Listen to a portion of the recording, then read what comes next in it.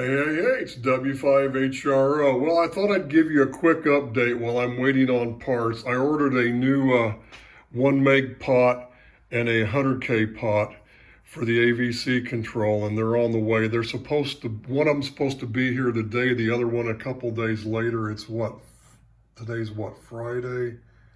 Yeah, Friday, August, is it what, 21st, I believe? Something like that. That's what happens when you retire. You start losing track of time. You get up in the morning, you go, is this Friday or is this Tuesday? Happens to everybody. So anyway, I just want to give you an update because I thought I'd take the time while I'm waiting on parts. I said I'd do one more video than probably before I put the cover on, but I'm trying to kill some time here, so I never did get a chance to go through and tell you what I did. I just updated the schematic again this morning. You can see the yellow wires in there. This one here is the feedback wire, and I just hate it because it might be picking stuff up. And then this is the audio wire coming from the first 6SK7 to the other 6SK7 with this pot and everything. And that's how I'm doing it. But what I've done is I added one more 270K. I put a 270K here, and I had the other one here. And then what I decided to do was I decided to put 100K here. Yeah, I figured out why the diode won't work. I'll go over that in a minute if I don't forget. But I put 100K here, then with a 100K pot, that's 50K. 50K resistance from where you're trying to tap from with a slider on the pot is what you want. You want maximum about 50K. And right now, this whole thing is like about, what, 560K or 590. I'm trying to do it in my head real fast. And so I've got, but I may, if I'm going to add one, I'm probably going to have to knock it down a tad bit more.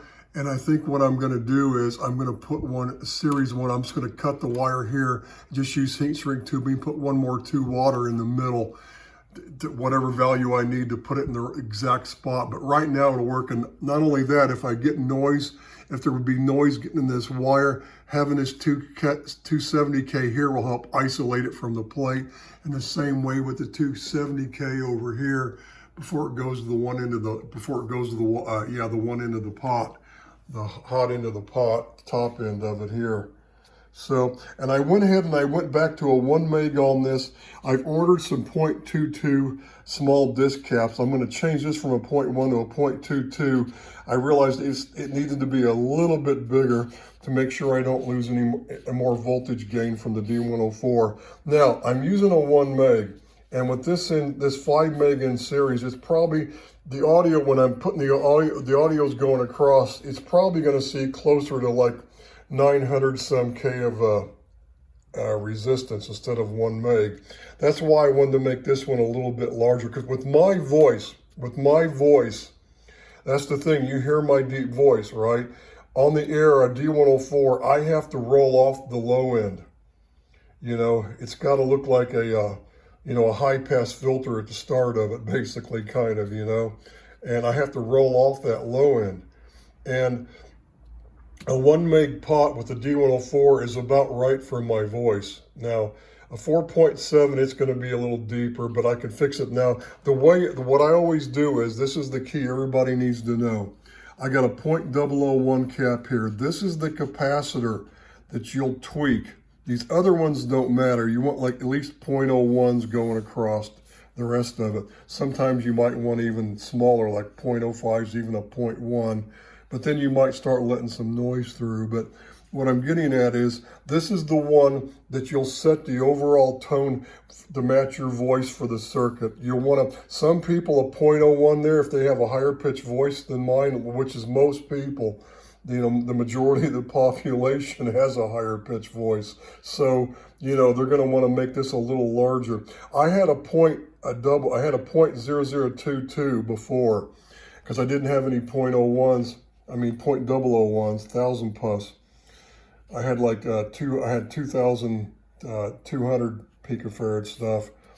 And so I had that, and my voice, it always needed to be a little bit higher pitched, but that was the only one, because I'd started with a 0.01 and I had to change it to a 0.0022 to get the, to roll off that low end to get so it wouldn't drown me out, so it'd make my voice sound higher pitch coming across.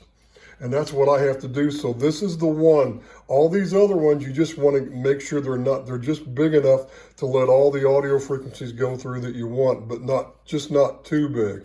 You just don't want these to be a .000 or something small, right? This is the one you're going to set the overall tone where you roll it off initially, along with this. And I never go bigger than 10 mics. Now, something I forgot to mention when I was talking about when I was redoing the circuit the last time, I came across a problem. The screen resistor down the ground. The capacitor. I put a 10 microfarad electrolytic on there now.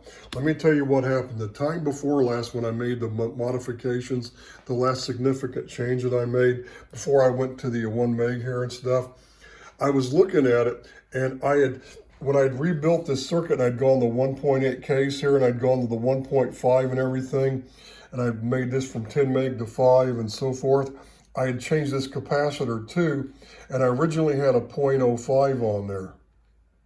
And the resistance coupled amplifier chart said use a .1 or like a .9, .8. So it was a .08 or a .09, which would be so I made it a little higher. I rounded it off to .1. I thought I'd put a .1 there. By mistake, I put a 1 mic. It should have said 104, it said 105, and I just grabbed the wrong cap. And the whole time I had a 1 mic on there. So the last couple sets of tests that I made, I had a 1 mic, except for the last test that I made. I'd already figured that out before, but I just forgot to mention it. So what happened is, when I saw that cap, I thought, oh God, that's too big. So I took it out and I put a .1 in there. And the one I chose was, I measured it. This is something else I want to go into that I forgot to bring up. I've got a new capacitance meter, right? Inductance meter. I'll go over that in a minute. But I bought that when I did this last, what thing was it? When I ordered that 200 volt power supply, switching supply. I bought this at the same time, but I forgot to go over it.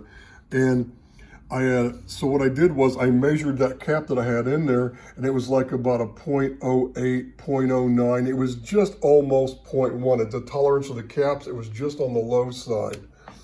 So I went, okay, that should be fine. And I stuck it in there, and then I noticed, remember the last time I made the video, time before last or so, I was having to run this amplitude like way up here, which, I used to have to do like to get the full output here on the scope. I had to go like about here, which was like about 10. I had it at one time just less than 10 millivolts peak to peak. I could get full output. But then all of a sudden I had to start doing this. So then I thought, could that cap I put in there maybe be bad? So what I did was I clipped it loose, and the thing worked for a second, started oscillating, and the signal went away.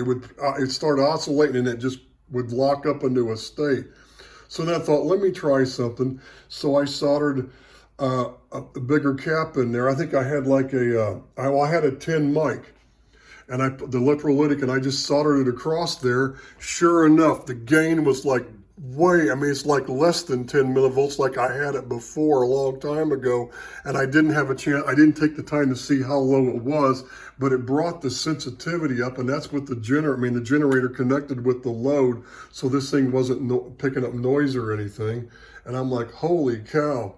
So what I've determined is, and I've discovered, and I've thought about this before, when you go through the resistance coupled amplifier charts, and those old RCA charts, and you're looking at what it says for the voltage you're running and all the values, the load on it and the plate resistor and all the different resistor values. When it comes to the bypass caps to ground, always go a little larger than what it's, than what it says.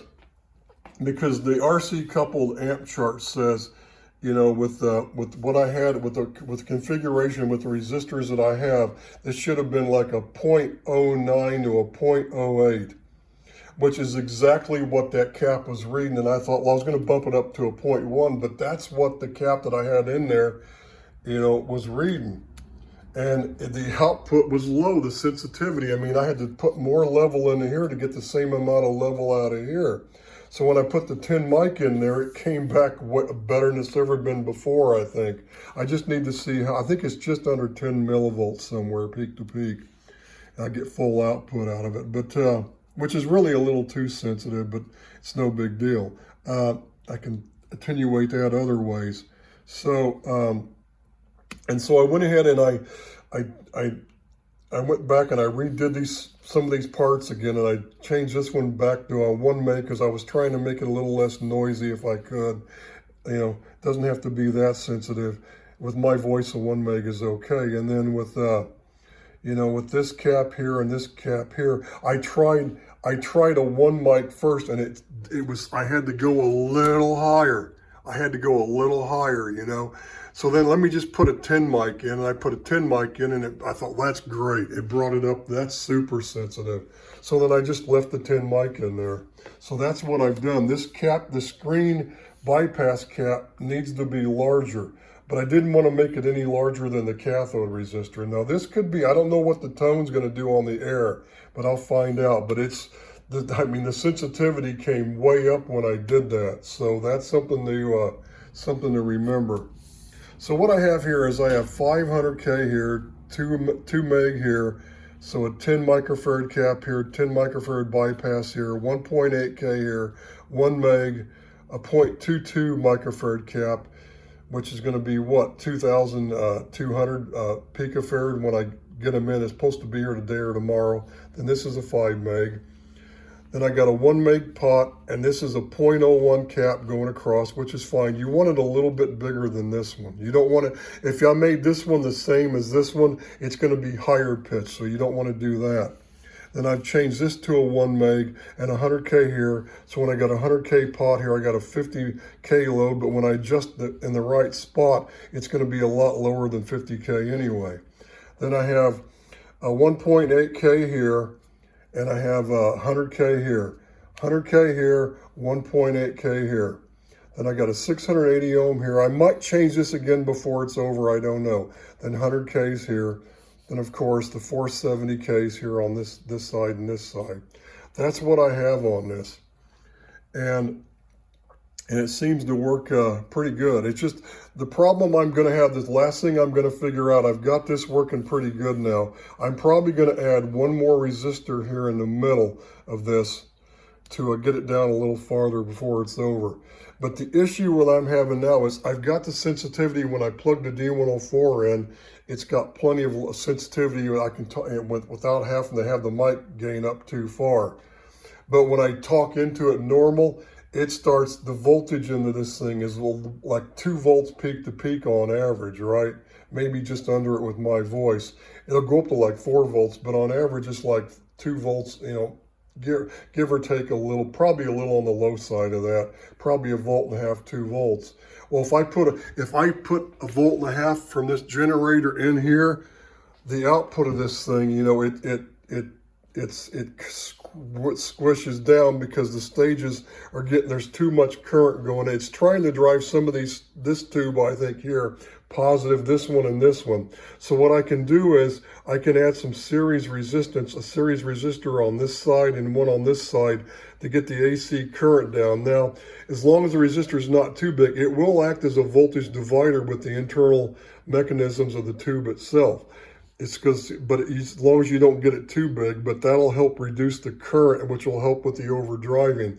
As long as you don't get it too big, it shouldn't really hurt my sensitivity all that much. But I just wouldn't want to do it on this side or on this side. It'd have to be here. I'd want to put series resistors from here to here, just, you know, to the grid, from this side of the resistor to the grids, and so maybe the same way over here on the 6AS7. 2 stages, 2 triodes in there. So hopefully you can see what I'm doing here. And the beauty of this circuit here, with no capacitors to ground, if I put a capacitor to ground anywhere in this feedback string, it's just going to cause a delay. And then what'll happen is, you know, what's getting in what's getting in right here from this feedback is going to be shifted. It's going to happen a little late compared to what's happening here. It's supposed to be 180 degrees out of phase from here to here, right? This signal coming here should be 180 out of phase with this. And the beauty is that right now, with no caps going to ground, I'm not getting any phase delay. It's exactly 180. And I can make, as long as you don't make this resist, if I made this like several meg, then it might start having a problem. Mainly the voltage wouldn't be high enough to do anything, the peak voltage, but that could cause a problem.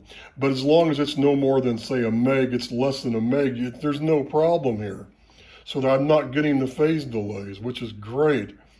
So that's going to eliminate the distortion factor of this. And I'm telling you, people think it's because you're doing this. Now, granted, you know, if I ever go to rebuild this thing, which, like I said, I may eventually do, I'm probably going to get another chassis when I have time and just put it somewhere till someday I feel like doing this again. I'm going to redo this whole layout. It needs like that, these yellow wires. I shouldn't have these long going back and forth. It's like, that's an issue, and you really don't want that. It needs to be just short wires from the couple tubes over to the other one.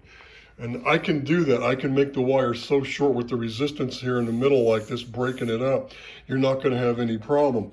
But the thing is that I can compress this thing now and adjust it to where, you know, if I put the mic on and I go, oh, and I look it in on the scope on the output of the transformer here, and I adjust the mic gain and the this AVC level, I can get it to where it's just a little over 300 volts peak to peak all the time, and that's pretty good.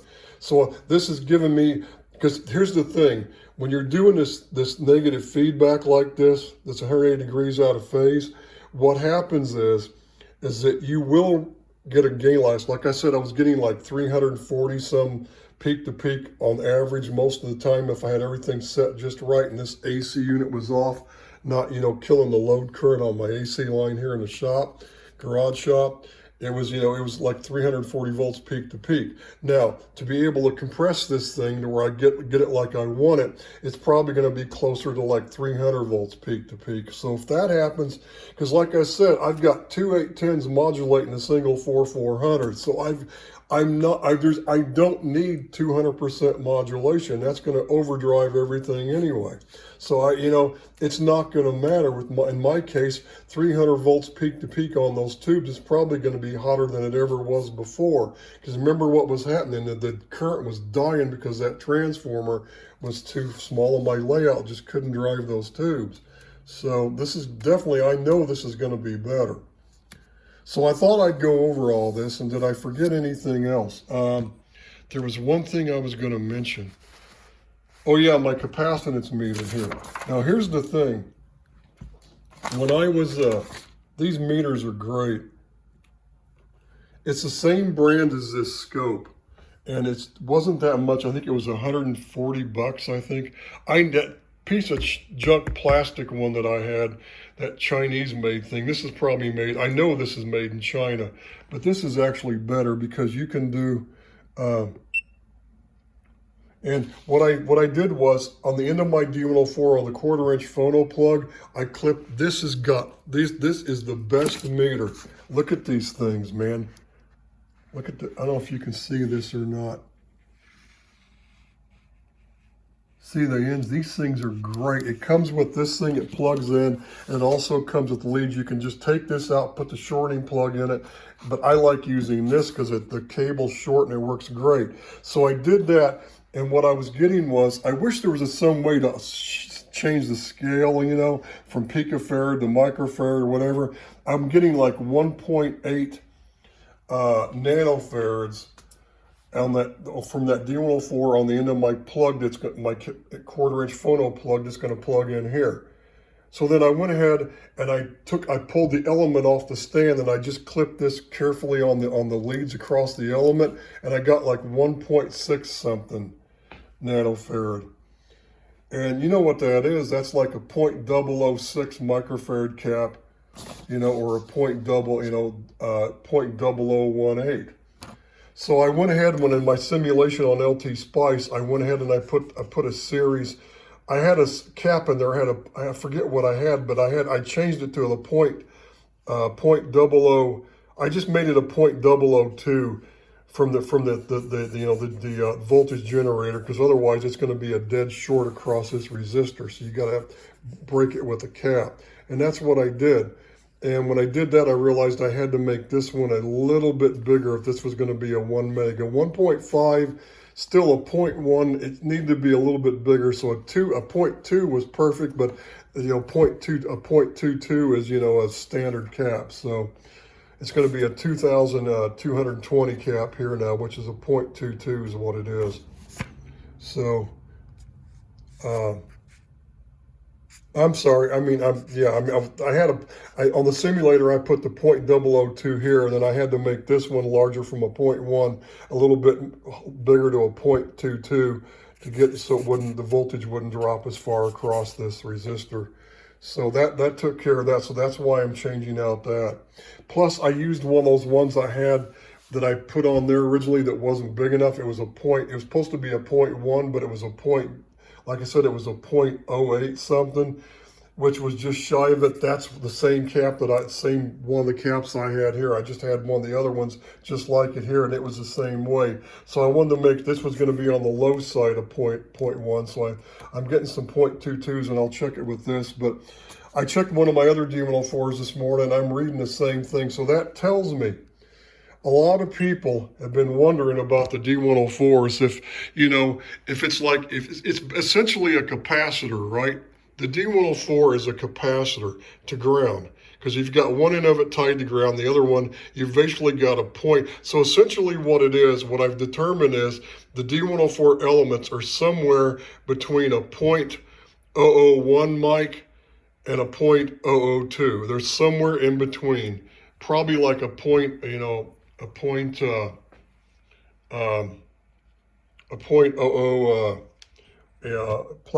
like a 0.0015. If you were to measure right across one of the elements, they're probably going to average somewhere around a 0.0015 is where that's what they're going to average. 0.0015 microfarad. That's what they're going to read. Because I saw a 0.16 on average on both of my elements that I've already tested right there at the element itself on the pins. If you were to measure right at the connections on the element, if you take it out of the head itself, the D104 head, it's probably going to be a 0.005 is what it would be. I mean, a 0.0015 is what it would be. Maybe even less. It could be a 0.001, So that's what a D104 is. So you got to take that into consideration. You've got that in series. That's what's in series. That element, that's what's in series. That's that much capacitance at the input. So when I changed that, I realized I had to go a little bigger. But this is a nice meter. I've already measured some inductors, and it seems to be right on. So I'm pretty happy with it. So that was worth getting. They also make a multimeter. I'm probably going to do away with this one and go to that one too, but we'll see. I don't know. I like all the auto ranging stuff, because this one it'll auto range on everything. But if you're going from the different voltage scales, you probably got to manually set it. I'm not positive though.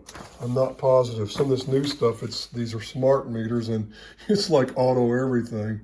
So, but that's what I have here, and I hope that makes sense. Is there anything else I was going to cover? I don't think so. Like I said, the front panel, I'm going to pull off those 500K pots, and I'm going to change them out, and I'm going to have really short wires. What I did was, when I built this thing in Tulsa years ago originally, I know what I was going to cover. There was one more thing. The original circuit that I had, this original one, I've already figured out that I was wrong when I said you couldn't put the do it over here and put the 270 with the 200K pot and do what I did here on this side. You can. I could have eliminated adding this extra tube, and here's what the deal is. I mean, this thing fell on the floor. This is a mistake where he had the 18K here. If you put a 270K resistor and a 200K pot, you can adjust it to where it'll look just like what I've got. But I wanted a little bit more gain so I can have a little bit more compression. The problem is I've got a little bit too much. And I was looking, oh, one more thing I told you my last video that I was gonna try the 0.1 cap here to ground. When I did that, the AC, it went down to like a small peak-to-peak AC. It still looked almost normal, but it was having no effect on the output. It was not compressing it. It wasn't doing any AVC action. You put a 0.1 from here to ground or any cap to ground, all it's going to do is delay the feedback and kill any AC from getting into here. So I was trying to figure out what they were doing here. And I should go back and read that article again. Because it looked like I know they have a 0.1 here. I got this from the parts list, and they have a 0.05 here from this 50K. And see, they're coming off here even with a 0.1, it's going here.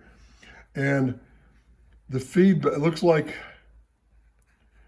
looks like what they're doing is the feedback is actually going into here. It's going back into the diodes into here maybe. Is that how it's working?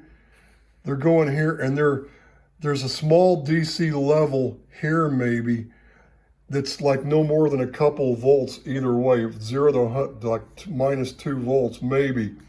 Because I thought what they were doing was they were getting DC here, but they were throwing AC on top of it. And with the 0.1 here, it's going to kill it from having any action. My circuit here, however, will do that. You just, and it's going to be cleaner, it's going to be more uniform, because even though if you were to use, if I didn't add this tube and I put the 270 and the 200K pot here and adjusted it, instead of using this extra tube, it's still going to be cleaner using another one of these same tubes, because the voltage gain is going to be the same. But at the same time, if you got voltage gain, whatever the voltage gain here is going to be the same on this side. But it's probably a little cleaner, doing it with the extra tube. It's just when I have the higher levels, it's like overdriving it. So that's what I've got to work on. I've just got to add some series resistors here, and then maybe right here too. Just a little, just maybe 10Ks, maybe 100Ks, maybe bigger, just to get enough of a voltage drop here that it reduces the current. So these things, it's the AC current is what it is. It's not necessarily the voltage, it's the AC current that's doing it.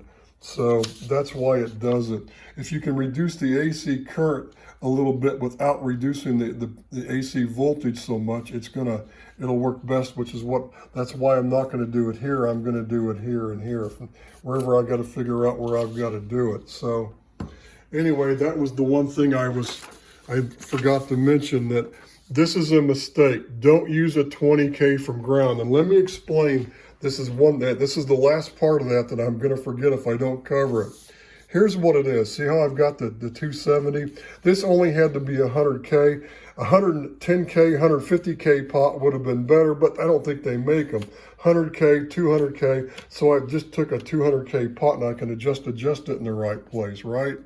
That makes more sense. And a 270 is a standard value. That's perfect. So what it is that from the plate of this tube, you've got 100K to the supply rail. So to pull it from ground, you want 100K from ground to here. So if this is 100K here from the supply rail, well then to sample it from ground, you wanted 100K. And when I adjust this pot, guess where it is? It's as close to 100K. It's only like a little, I can't remember if it's a little higher or a little lower. And it's somewhere right. That's what I realized. When this got to be 100K, it started looking normal on the scope, and the peak-to-peak level was uniform. And I'm like, okay, so why are people doing 20Ks? That's a mistake. If you got 100K here, like they did in this circuit, like Bill Orr had in this circuit, right? 100K to the plates to ground. To the supply rail. 100K to the plate of the tube. Well, then you want to tap it from ground around. It's going to be somewhere right around the 100K, and you want to adjust it a little bit to find the sweet spot to where it's uniform. It's balanced. So that's a mistake. Don't use 20Ks. That's a mistake. Use a 270K resistor and a 200K pot, and you can just tweak it and put it right where it needs to be, which is what I figured out. And I could have done it without adding this too, but when I did the initial test, remember I told you I was going to try a 470 and a 470 and tap it right there, but I had a series cap, and when I did it, I saw a square wave oscillation. The thing was oscillating, it was a square wave, and I realized now it was just the time constant of the resistors in that capacitor. And I went ahead, and that's why now you don't put a cap here. Don't add a cap. You want to just direct couple these things. Don't use a cap. That's the other mistake that I found online. A lot of the circuits say use a cap. Don't use a cap. Direct couple. Whatever your resistor is here, you want it that much from ground. It's going to be somewhere right in there is going to be that sweet spot. That's where you want it. So a 20K resistor from ground is a mistake on those circuits, people.